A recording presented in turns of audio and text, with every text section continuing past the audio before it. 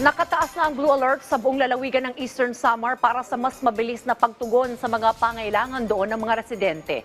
Binaha kasi ang ilang lugar sa lalawigan dahil sa pag-ulang dulot ng shear line. May report si Penelope Pomida ng Radyo Pilipinas. Nalubog sa baha ang ilang bayan sa Eastern Samar dahil sa ilang araw na ulan dulot ng shear line. Sa Hipapad, nagmistulang ilog ang ilang residential area rito dahil sa malakas na buhos ng ulan na nagsimula pa nitong Sabado.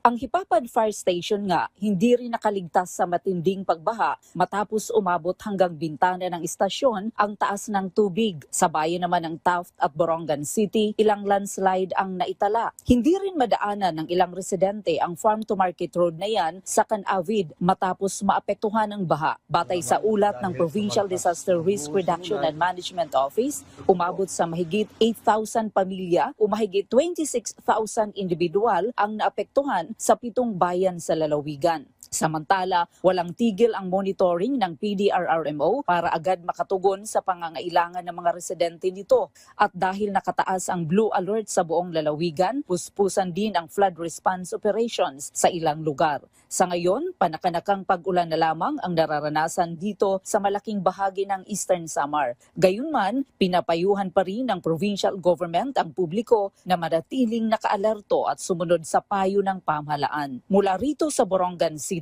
para sa Integrated State Media, Penelope Pomida ng Radyo Pilipinas, Radyo Publiko.